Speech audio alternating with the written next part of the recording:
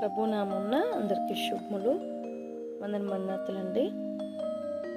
మనం బైబిల్లో చూసినప్పుడు మరి పౌలు గారు దేవునికి ఎంత ఇష్టమైన వారిగా ఉన్నారో, ఎంత ప్రియమైన వారిగా ఉన్నారో మనకందరికీ చాలా వరకు కూడా తెలుసు కదండి.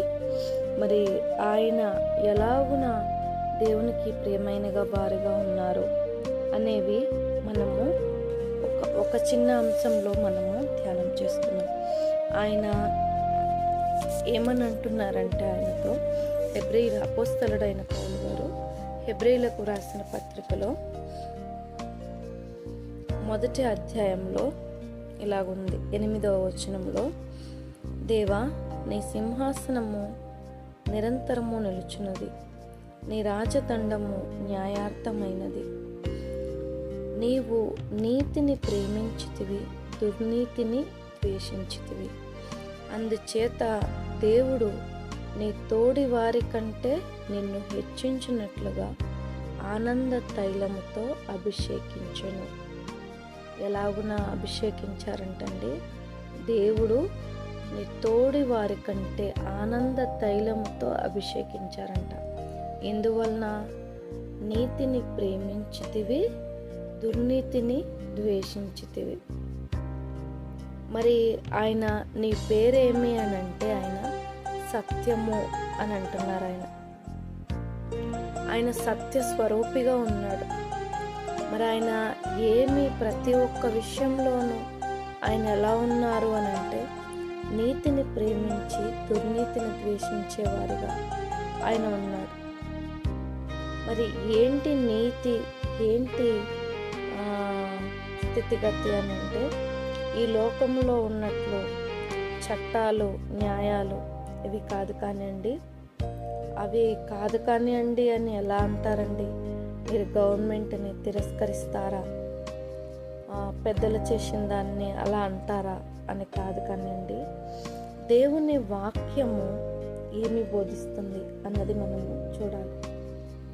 మరి కోర్టులు, న్యాయాలు వచ్చేసరికి మరి వివాహము అంగీకారం కాకపోతే, మీకు ఇష్టము లేకపోతే మీరు విడాకులు ఇవ్వచ్చు అని ఉంటుంది కదండి. మరి దేవుని వాక్యం ఏమని సెలవిస్తుంది? నీవు నీ భార్యనైనను నీ భర్తనైనను నువ్వు విడిచిపెట్టినట్లయితే, వదిలివేసినట్లయితే నీవు వ్యభిచారిణిగా నిలబడతావు. వ్యభిచారం చేసిన దానిగా ఆ వరుసలో నువ్వు నిలబడతావని దేవుని వాక్యం సెలవిస్తుంది. మరి బైబిల్కి, లోకానికి వ్యతిరేకత ఉందా? చిన్న విషయం. అలాగున్నే దేవుడు సత్యాన్ని ప్రేమించేవారిని, నీతిని ప్రేమించేవారిని అభిషేకించేవారిగా ఉన్నారు. లోకంలోని నీతి, లోకంలోని స్థితిగతులు మనకు దేవునికి సమానం కాదు కానివ్వండి. దేవుని విషయమైన నీతి, వాక్యానుసారమైన నీతి, సత్యాన్ని అనుగ్రహించే నీతి మనకు ప్రాముఖ్యమై ఉన్నది. కనుక మనము నీతిని ప్రేమించి దుర్నీతిని ద్వేషించేవారముగా మనము మన జీవన విధానంలో అటువంటి స్థితి కలిగి, మెలకువ కలిగి, ఆయన నిన్ను ఆనంద తైలముతో అభిషేకిస్తాను అని ప్రభు అంటున్నారు.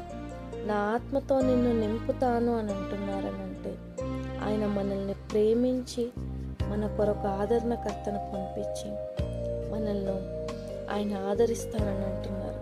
కనుక మనము మెలకువ కలిగి, దేవుని యందు నిరీక్షణ కలిగి, ప్రేమ భయభక్తులు కలిగి, ఆయన యందు, ఆయనలో నివసించి మనము జీవిద్దాము. అటువంటి ధన్యతా భాగ్యము ఆయన బిడ్డలమైన మనకందరికీ ప్రభు దయచేయను గాక. ఆమేన్. Praise the Lord. May God bless you. అర్థమైందని అనుకుంటున్నానండి. తప్పులుంటే క్షమించండి.